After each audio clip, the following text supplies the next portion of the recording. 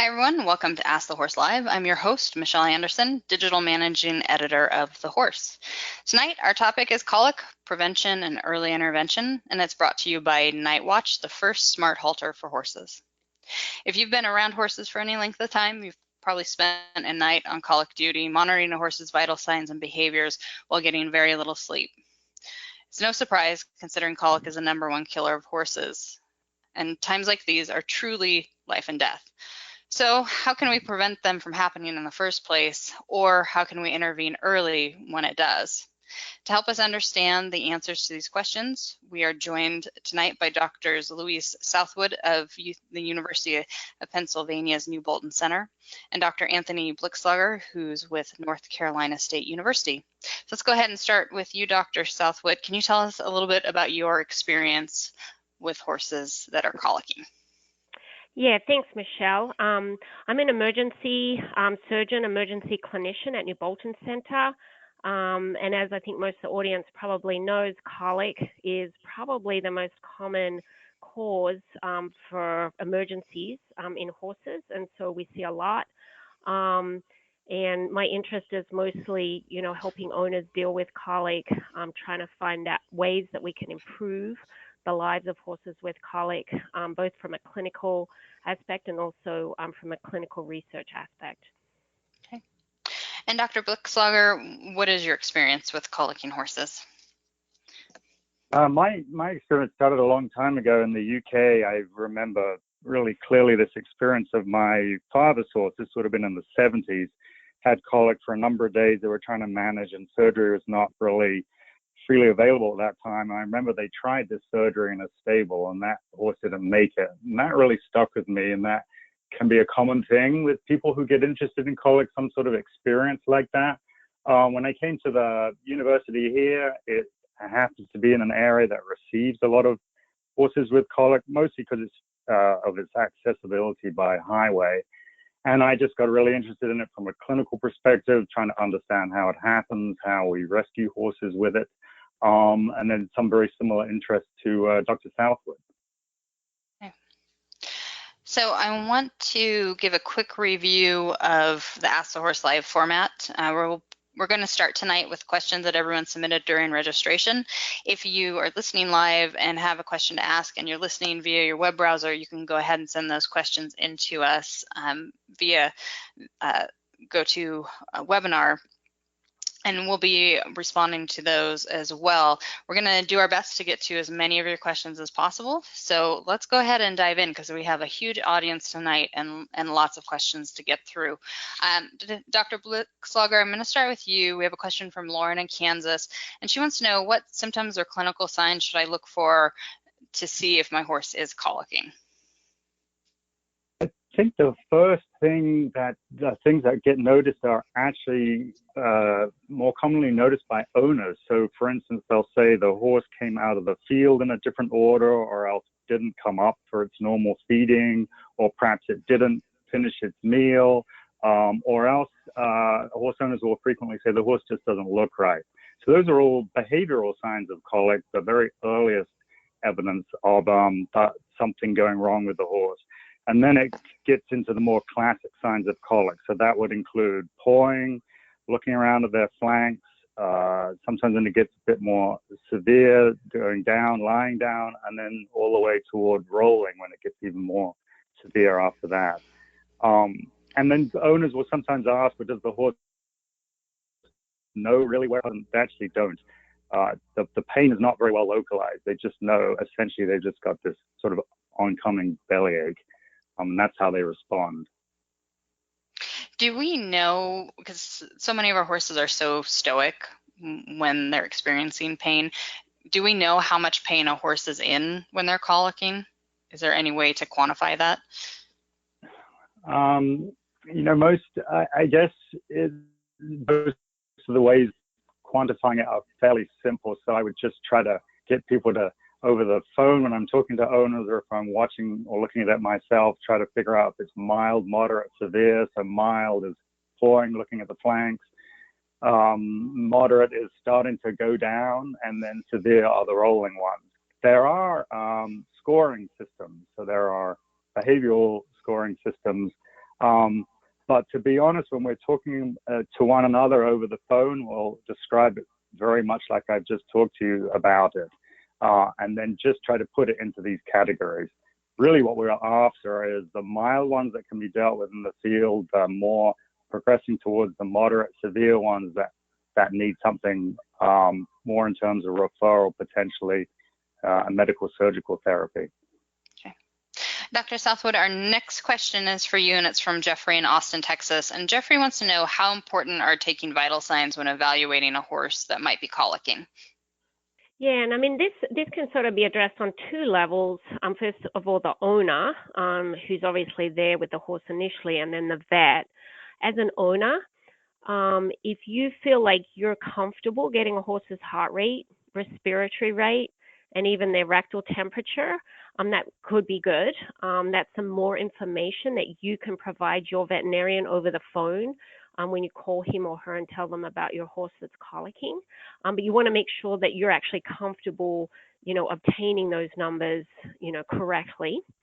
When the vet comes out, it's absolutely important. And I think, most vets, when they come out and look at a horse with a colic, they're going to get their vital signs, because the vital signs, especially things like heart rate, can determine, one, how painful the horse is, and also how sick or shocky they are. So those vital signs are important, looking at their heart, getting their heart rate, looking at their mucous membrane color.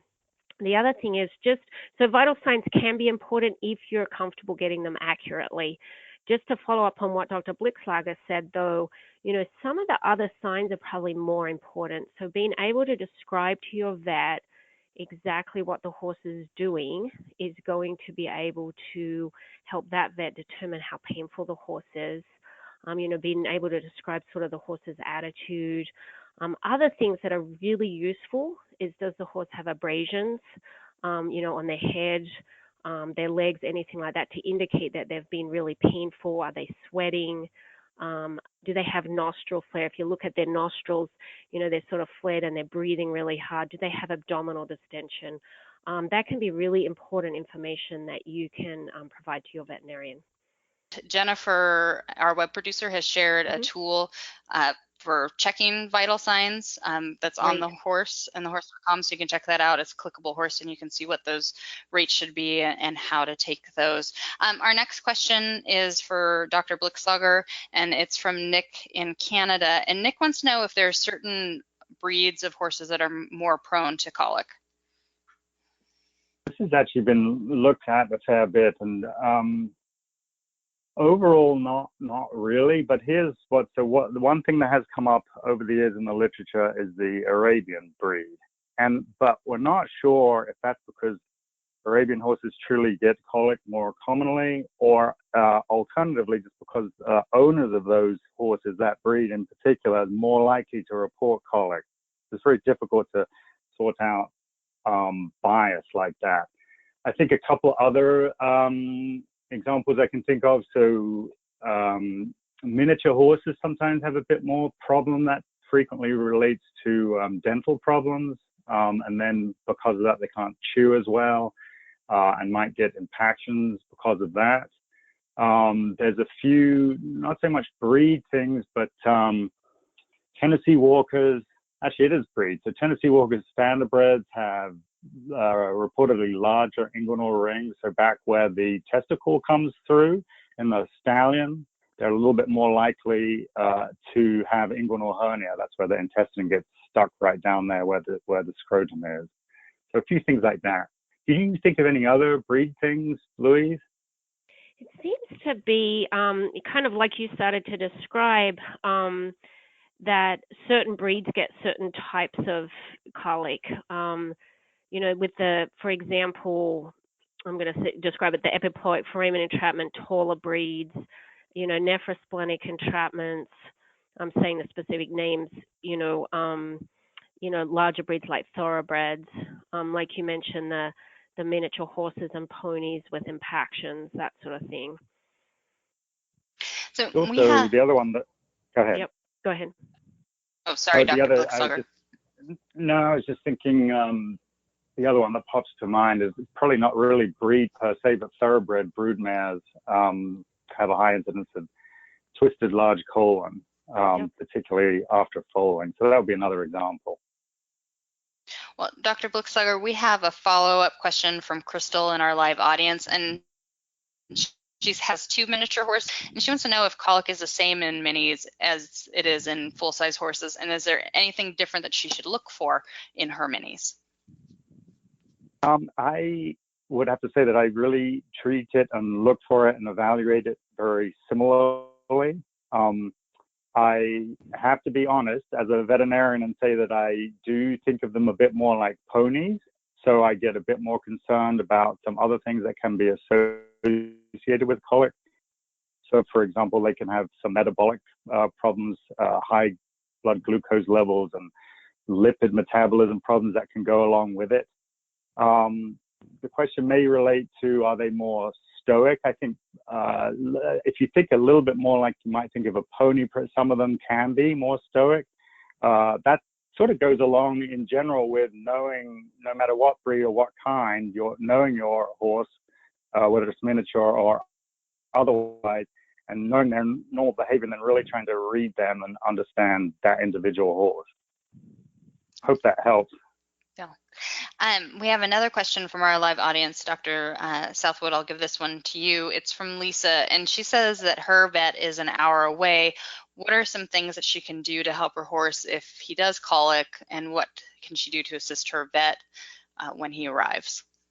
Yeah, I mean, that's a tough situation that the vet's an hour away, and I'm presuming any sort of a referral center is even further away. I mean, it's kind of a little bit controversial, but I think walking the horse is one thing that you can do. And some gas colics they'll work through it with that.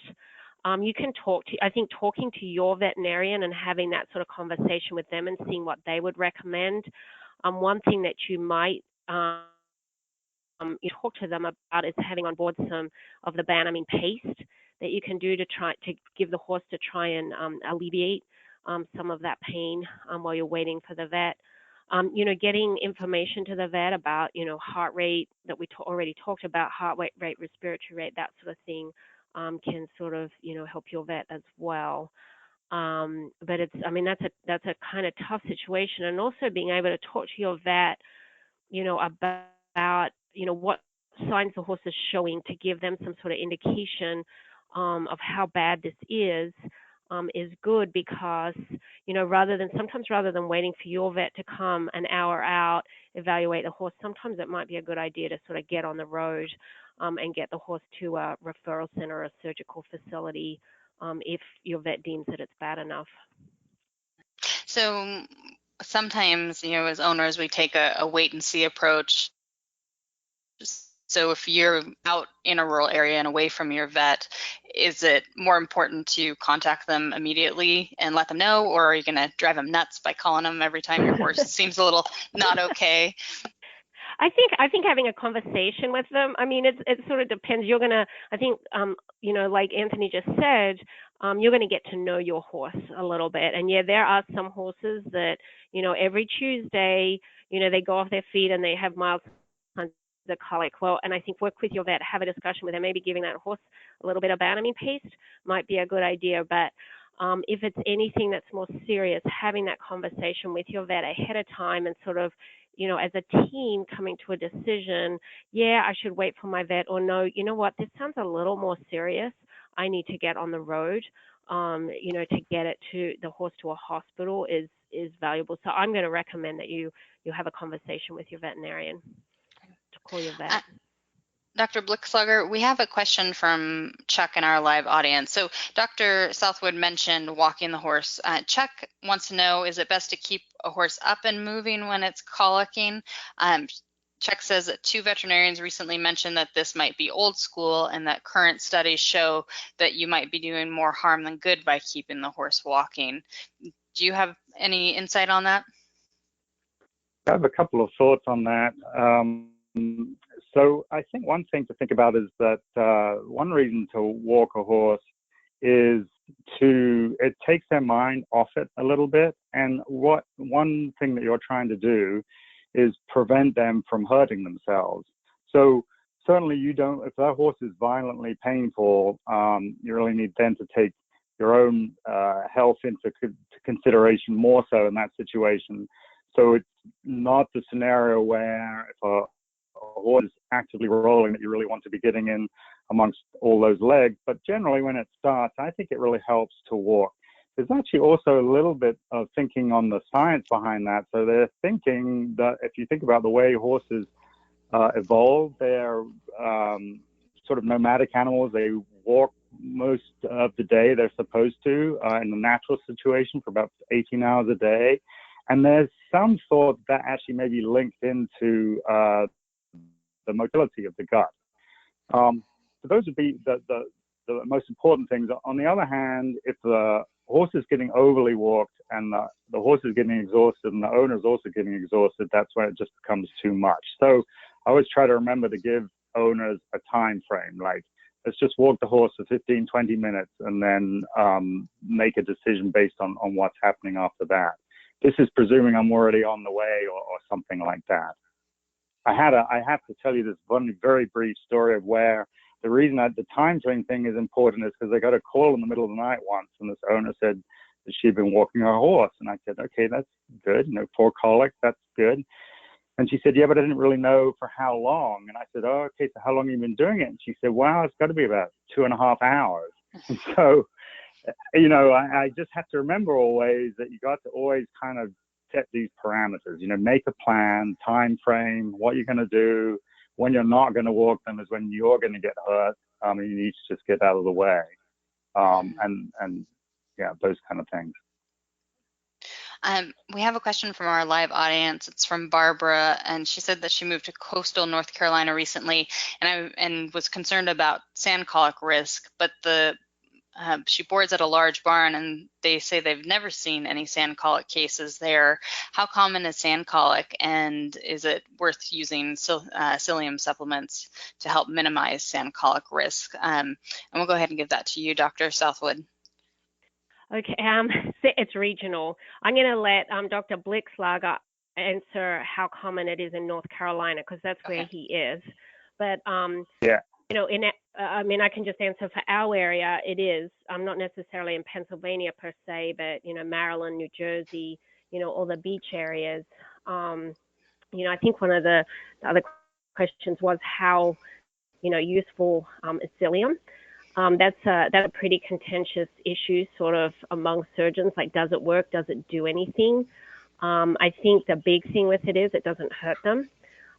It's not super expensive, and so giving it can potentially be helpful.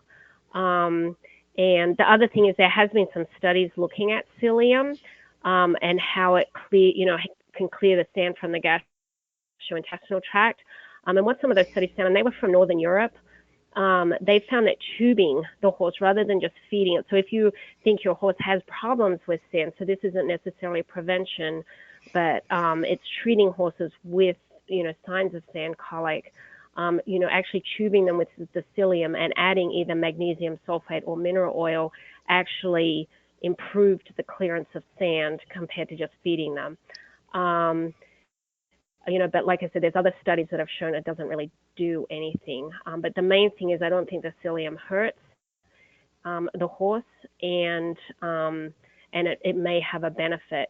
And as far as how common it is in beach areas, so in sandy areas, I think it is fairly common, and it can actually cause acute colic, but it can also cause chronic colic.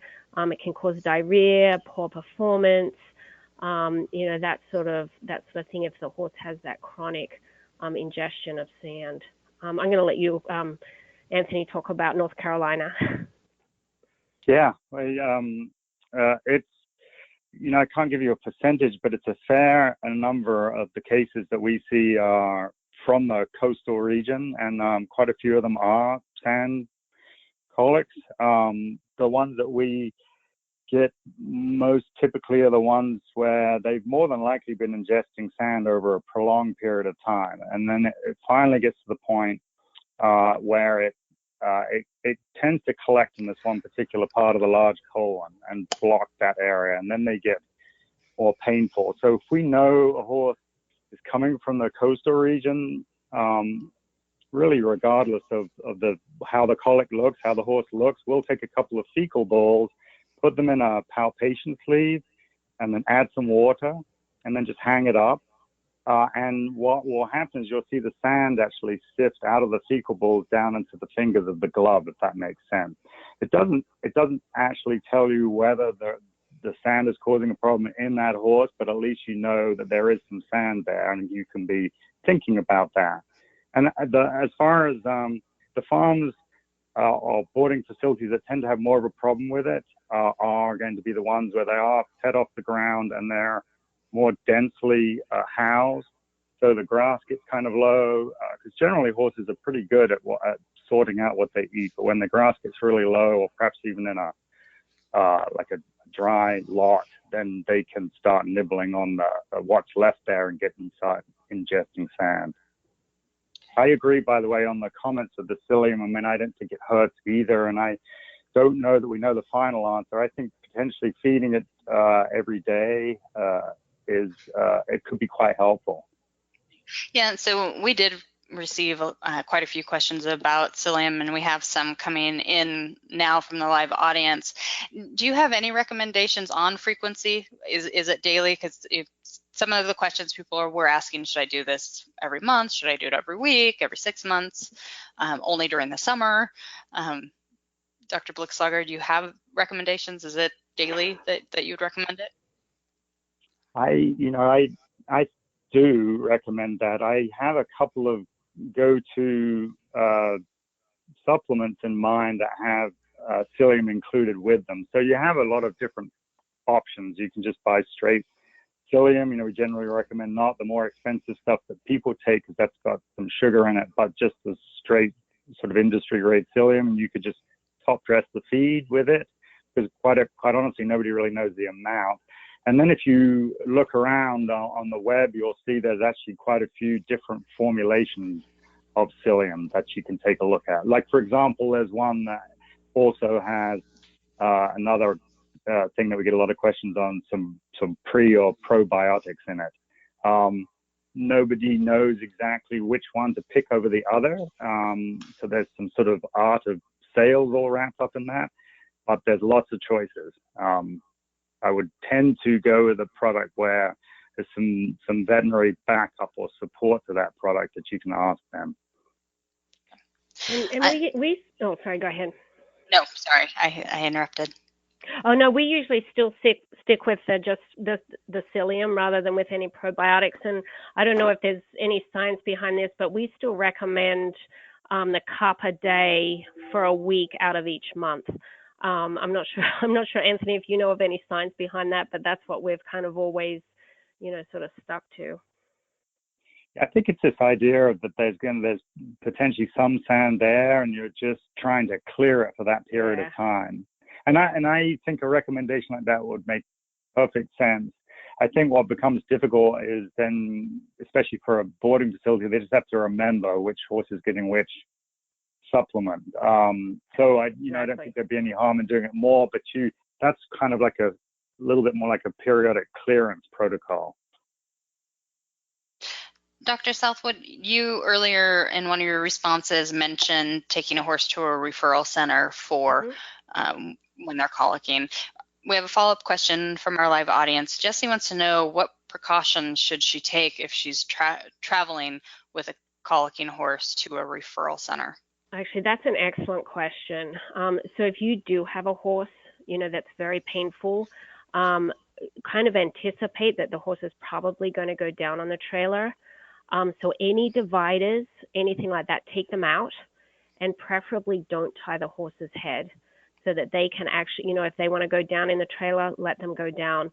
Where we sometimes get into trouble is, if the dividers are up, or if the dividers, you can't remove the dividers, actually trying to get the horse out of the trailer when it's down, once it gets there, can be, super challenging.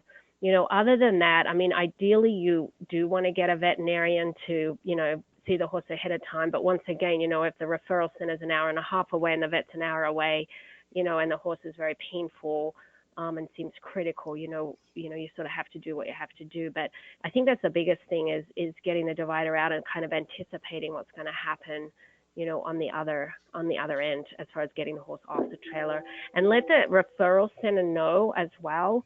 That the horse, have a conversation with them, and just let them know. Look, this horse is really painful.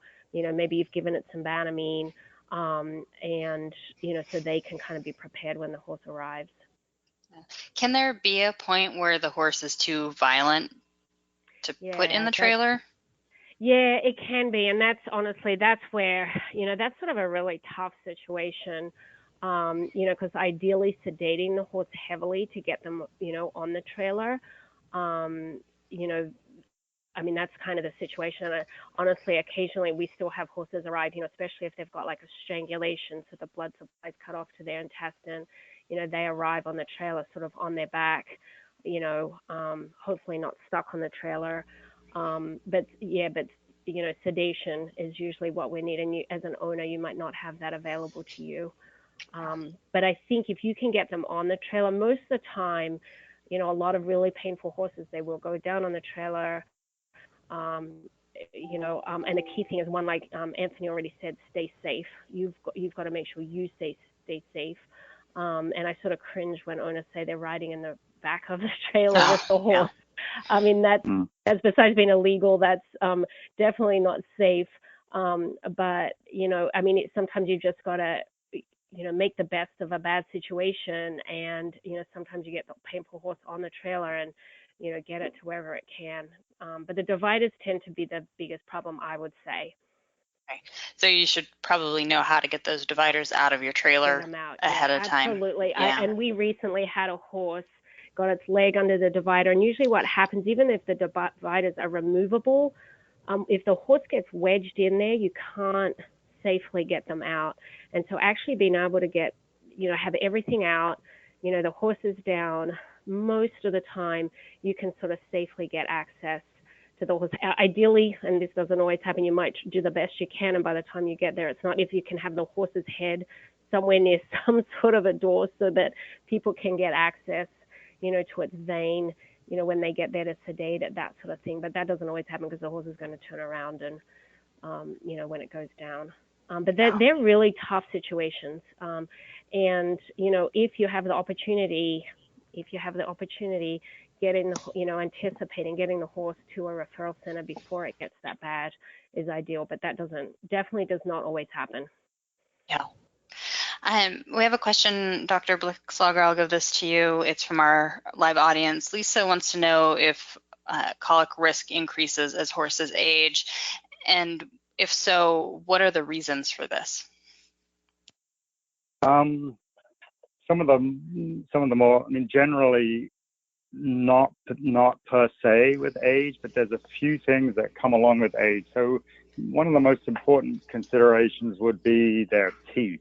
So just thinking of really simple things like that. So generally speaking, because we are feeding hay instead of them eating grass all the time, it can be that much more likely that they'll not be able to chew as well. And then when they can't chew as well, they can develop impactions more readily.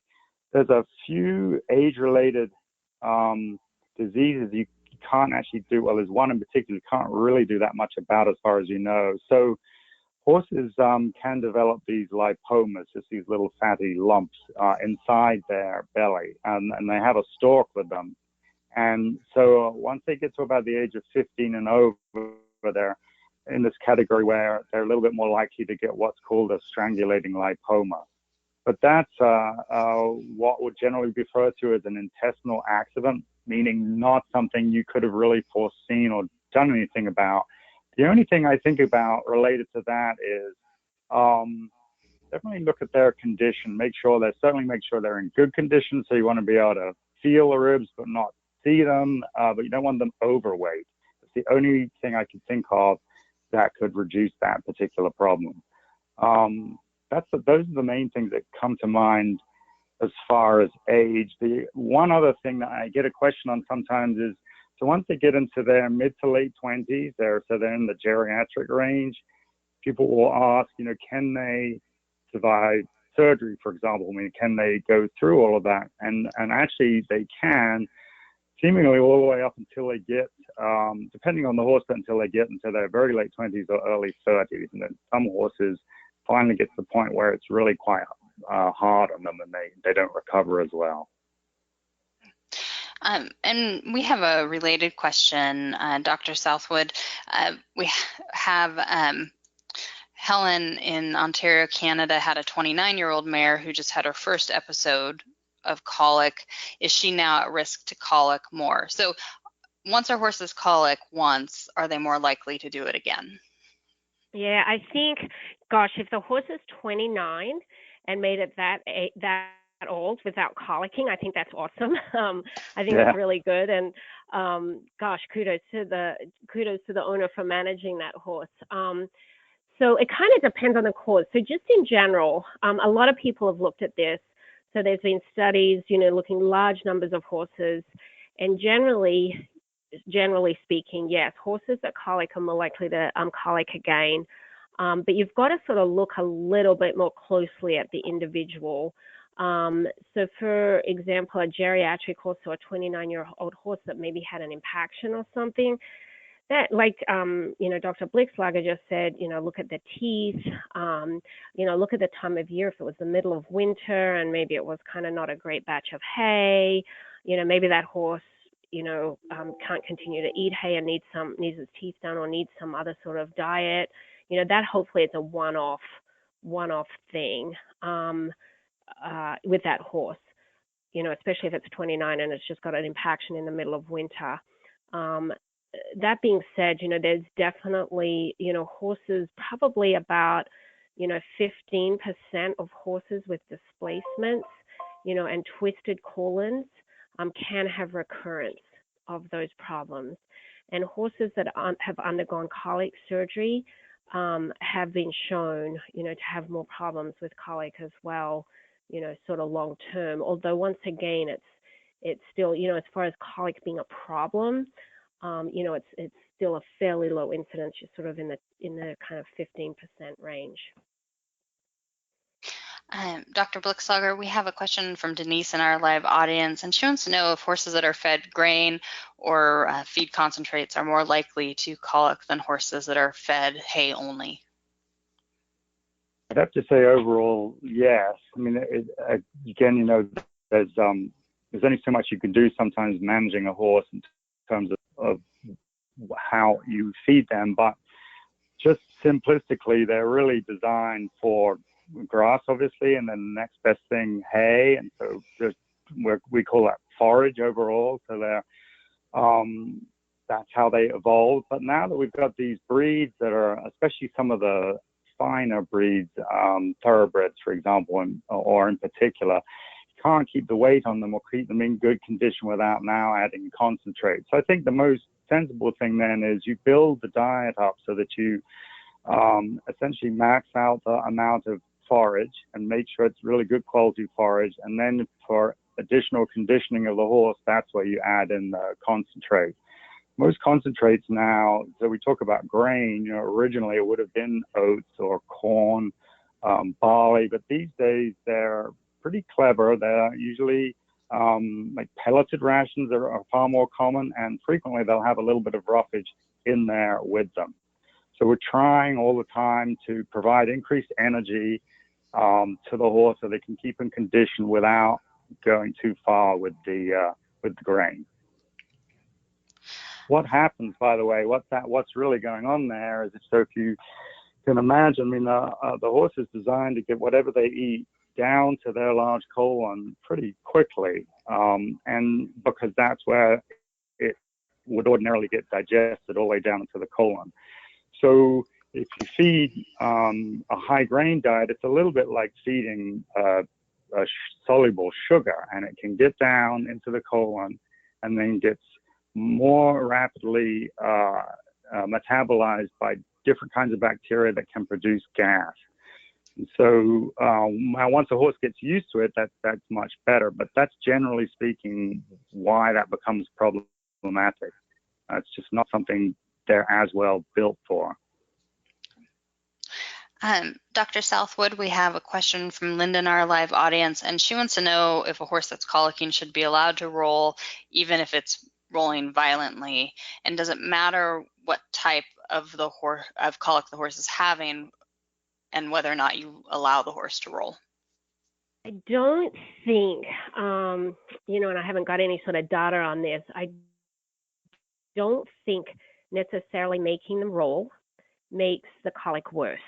And I don't think anybody would be, concerned about that. So I don't think, not letting them roll, but I don't think allowing them to roll is a problem that it's going to make it worse. The big concern is that they're going to injure themselves. But more importantly, I think as an owner, you don't want to get hurt, because a lot of those horses, when they're violently painful, they're not going to be thinking about you. They're just thinking, they're in so much pain. And as an owner, you could potentially get hurt. So, if that's the case, close the stall door, if you can get any buckets out, any feeders out. So, and then just let them be until, a veterinarian can, arrive. But I don't think it's going to make them worse. Now, there's some diseases you could argue. Sometimes these horses can get their colon stuck up over their spleen. Okay, spleen on the left side next to their body wall, and their colon, for whatever reason, gets stuck up over their spleen. And sometimes rolling, they can actually correct that with rolling. So that's an example. That's one example. Probably affects, less than 5% of horses with colic overall. But that's one example where rolling could potentially be beneficial. But other than the horse injuring itself, I don't think it's going to make the colic worse. I agree. And the other interesting thing you can do, so when they really want to go down, I remember in the old days, it will be common for people to kind of beat on them almost to get them to stand up. And that actually is not necessary. So if the horse wants, in all instances, if the horse wants to lie down, that's fine. And again, it's not going to make it worse by rolling. Some horses, and Dr. Southwood mentioned this before, because they'll arrive actually to the hospital upside down. Some horses will prefer to be upside down. So you'll let them loose in a stall, for instance, and then they'll roll and seem to be thrashing a bit, and then they'll get up against one side and just stay there on their backs. And that's potentially because they can get the weight off the intestine, back down toward the back. So that would be, for those more severe cases, actually a bit more optimal, is to have them be down and quiet rather than trying to get in there and get them up. Yep. Ones that are really badly thrashing, ultimately, Dr. Southwood went through this before, but there are sometimes horses won't even respond to medications, and you just, as she mentioned, do the best you can. Don't get yourself hurt, and wait till the vet arrives. We have a question from Ellie in our live audience. Dr. Southwood, I'll give this one to you. She wants to know if there are any early clinical signs that would differentiate between a colic that needs medical treatment and a colic that needs surgical treatment. Yeah, I think that's a great question. I think sometimes early it can be tough. Some of the things, and this is sort of, they continue to surprise me, right? When a horse comes in, I think, we're going to get it clean, it ends up needing surgery, and vice versa. I think the big thing is the level of the horse's pain. And what you're trying to differentiate very early on is, does the horse have either a medical colic or a non-strangulating type of lesion, like a displacement or an impaction, or does it have a strangulation? And the strangulation is when the blood supply is cut off.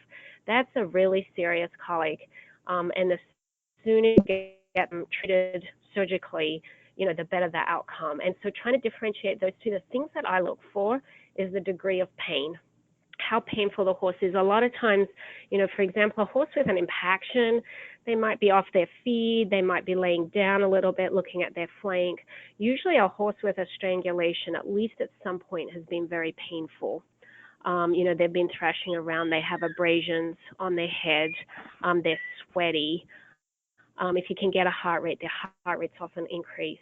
That, to me, especially the abrasions, to me as a surgical case until I prove otherwise. Versus the sort of more low-grade off-feed pawing, that makes, especially if it's in the middle of winter, that makes me think more likely an impaction. Or, a displacement, something like that. So looking at sort of the degree of pain, and then obviously, if you give the horse flunixameglumine or your vet comes out and gives them treatment, looking at a response to treatment. If a horse is painful, you've given it some sort of pain medications and it stays painful, that makes me more concerned about a surgical problem. So the degree of pain, including looking at abrasion, sweating. I mentioned earlier nostril flare. Some of these more stoic horses, especially older horses, tend to be a little stoic, so they're not necessary. They might have some abrasions on their eyes, so they've been painful at some point, and you're looking at them, and you look at their nostrils, and they're breathing faster, and they're breathing heavier, and their nostrils are flared. That, to me, is an indication that there's more going on than what they're telling you. And then, obviously, abdominal distension. I always get concerned, when they're really bloated, that they might have a surgical lesion as well. Okay. We have a question from Ruth in our live audience, and she wants to know, in a backcountry setting where transport to a vet isn't possible, how much Banamine paste should you consider giving a horse? And just to frame this for people who might not live out west, there are places where you can ride in the backcountry out here where if you were to come off your horse or have an accident, a helicopter would have to come evacuate you. Helicopters can't evacuate our horses. So what can we do for them when we have these situations? Dr. Blicksager, do you want to take that one? Yeah, it's just such a difficult question. To be perfectly honest, I can't remember the amount of paste because I'm so used to giving it IV. So when you read that tube, it's the high-end dose is 500 milligrams. So you can look on there and see, it'll tell you. And what it also might say is so much per pound. I think, though, the one thing, people ask about other analgesics, should they take them because they're going on one of these big backcountry trips and they're not going to be able to evacuate the horse very easily. You're really in a bind there because it's not really, so I think just some Banamine paste, but then it's not going to save a horse that still needs to get somewhere to have something else done with it, particularly those that get to the severe end of the scale and ultimately need surgery. It's more like trying to differentiate. So for the simple, more milder colic, those ones I think you're going to be able to manage. The other ones, I don't know that I've been in a place where I couldn't. I'm trying to think about, there have been some riding ties nearby where there was a horse that got stuck on the top of a mountain in Virginia and they just couldn't get it out. That really gets down to principles of horse rescue. You're more reliant then on first responders and trying to essentially evacuate that horse. To be perfectly honest, just coming out the same way you got in there. Mm-hmm. Another thing to think about is a lot of people get really worried that, well, then, all right, so now honestly you're going to have to be walking that horse, and I certainly wouldn't suggest airlifting it, but at some point on that trail, which you can get a truck and trailer, and it doesn't really matter in terms of the trailer. The best trailers in many scenarios are just an older, bigger stock trailer, just something really simple. So I think what I would do if I looked at something like that is try to pre-plan, okay, where am I going? What's the worst case scenario? How am I going to get that horse out of there? I don't have anything other than that to add. And the only thing, and nobody, we don't like to talk about this, but, if you are in a place, in the middle of Montana or something, and you can't, there's no way you can get to a surgical facility, a vet can get out there. I mean, euthanasia is an option, for horses with severe colic. And some people, make that decision by choice. They don't want to have, their horse go through surgery or whatever. And others, make it, but, sometimes it's financial and sometimes it's just situational, like I can't get the horse to a surgical facility. And so, that's obviously a veterinarian, it's a controlled substance, a veterinarian needs to do that, but that is always an option. Well, and thinking back to Ruth's question, so if you are out in the back country and you're riding and your horse starts having clinical signs that something's wrong, how do you differentiate between like a colic or maybe your horse is tying up because of the exertion on that trail? Dr. Blickslager, do you have any input on that and how you may or may not manage that horse until you get a vet involved? Yeah, that's a good question. So, because if it was tying up, then you wouldn't want to exercise it anymore. So just those things, those sometimes can appear pretty similar. So it certainly, with the horses tying up, it's going to look a little uncomfortable, but not typically pawing, not typically looking at its flank, more appearing sort of more rigid. And when they frequently are sweating, and then the muscles are typically pretty hard. And so they really look like they're reluctant to move. And so in that case, then that's going to be better, if at all possible, to not move the horse so much and to try to get somebody to come up there and help you rehydrate it. If it was a veterinarian, there's some medications that you can use for tying up horse, but frequently you also have to consider how well hydrated they are, and then how you're going to get that corrected. So on those trails, they frequently become dehydrated and sometimes have electrolyte problems that have to be dealt with. So that will be nasogastric tube and bucket and things like that.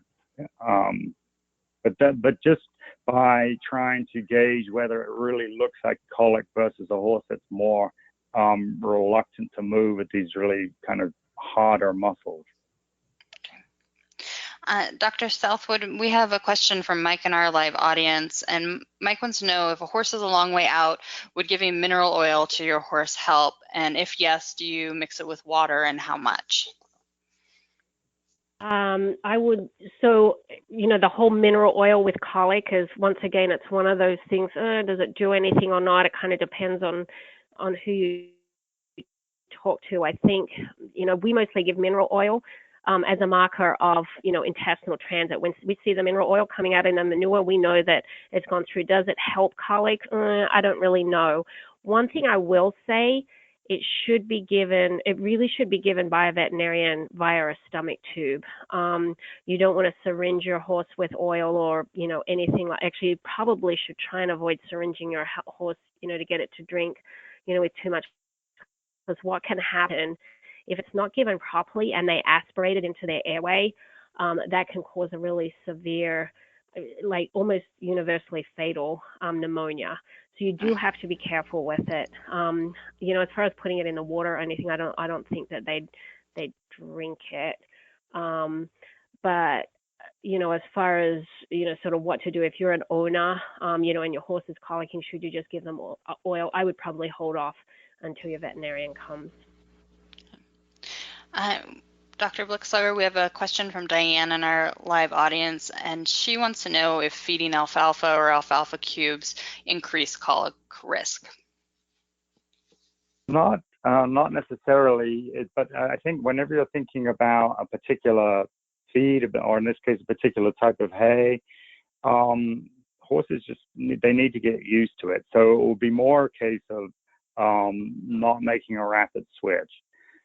So, and then also realizing that most or many horses don't necessarily need a forage quite that high quality. Like if it's a really super rich alfalfa from up in the northeast or else out in the west, it's pretty high energy feed, and so it may not be what your horse needs. But so having said all of that, so the general rule is if you're going to make a switch, so let's just say you want to start feeding alfalfa for perhaps you need some more energy in the horse that you have, or you're going to start feeding alfalfa cubes, just make that switch really gradually. Give yourself, a good 7 to 10 days to switch that over. What you're doing then is you're allowing that horse to internally get used to it. And quite literally what's going to happen is the bacteria and the other organisms in their colon are going to kind of change over and adapt to that different kind of hay. We get that a lot when we have horses that come in to have surgery, and then particularly if it's a severe case, then may be held off feed for up to a day or so.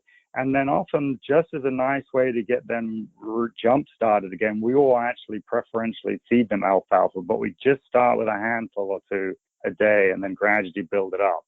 And then if we know the horse is going to go on to a different hay at home, let's say they're on orchard grass or something, we'll give very careful instructions. We'll begin to make that transition in the hospital and give them instructions as to how to make that conversion back to the regular hay at home. We have a question, Dr. Blickslager, about feeding a horse after a colic episode. Helen wants to know if you would recommend feeding a bran mash after colic. I think I think there's no problem with a bran mash. I mean, it's generally regarded as a bit more of a laxative feed, sort of an easier thing to get them started on. It's not necessarily my preference, though. So to be honest, what I prefer to do to get them started. So let's just say you had a horse yesterday with colic, and now you've held it off feed overnight, and you want to get it going again. For me, the absolute best thing always is going to be grass. So if you can go graze them to start with, and then really my preference is to get, if there's no grass or else you don't want to overload them on grass, the next thing is then hay. That's simplistically how I tend to think of it.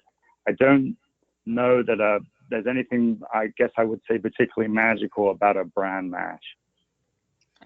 And we have another bran mash question, and it's from Jackie in Utah, and she wants to know if you feel feeding a bran mash on nights of sudden temperature changes is helpful for a horse, or is the sudden change in diet actually causing more problems? Yeah, that would sort of feed in a little bit to that prior answer. So I would just rather not make a change like that. I think the concern there, so generally what's happening with sudden changes in temperature, changes in weather, I always try to think it's not necessarily the weather per se, it's what the horse might do differently. So if it's a sudden drop in temperature, they're less likely to drink. So the sort of thing to do there is make sure, rather than do a dietary switch of any kind, just make sure that they're drinking enough. And if they're not drinking enough, one simple thing to do is just give them warm water. That will work. Another thing you can do is add a little bit of salt to the feed. But I would rather stay away from the diet changes. Dr. Southwood, we have a question from Sadie in our live audience, and she wants to know if ulcers are a concern if a horse has been off feed for a span of time due to colic. Yeah, absolutely. Potentially, the challenge with sort of one of the most ulcers. So to create ulcers, to study them, is to hold a horse off feed and give them, a drug like butylbanamine. So definitely, if they've been off feed, they can get ulcers. Whether they're clinically relevant ulcers can be challenging because they can have a few very small ones that are that heal quickly and are clinically irrelevant, versus the horses that have ulcers that typically cause, more problems, colic signs, poor performance. They're usually quite a bit more severe. And just holding them off feed for a couple of days usually doesn't cause those really, really severe ulcers. But sure it can. And if you're concerned about it, omeprazole, Gastrogard, is what if we're concerned about ulcers, in any of the patients we have with colic, Gastrogard or omeprazole is the drug in that. And also use of Cralfate or Carafate as well. Okay. And Dr. Southwood, we have a related question from Maria in Santa Rosa, California. And she says ulcers and colic sometimes go hand in hand. What's the best way to maintain a horse with a history of ulcers so that they don't colic in the future? Yeah, that's kind of tough. I mean, that's something that's, a couple of things with that. Obviously, maintaining them on Gastrogard crow feet as well, which kind of coats the stomach and the lower esophagus, can make them feel a little bit more immediately comfortable. The other thing is there's been some research recently that's shown that alfalfa hay can actually, help with ulcers. So that's one type of horse that you might want to try and manage, on alfalfa hay. The other thing is, this is an area that's really interesting to me is, are the ulcers actually causing the colic, or does the horse have, something else going on? And that would, to kind of discern that, you'd have to, get the horse evaluated.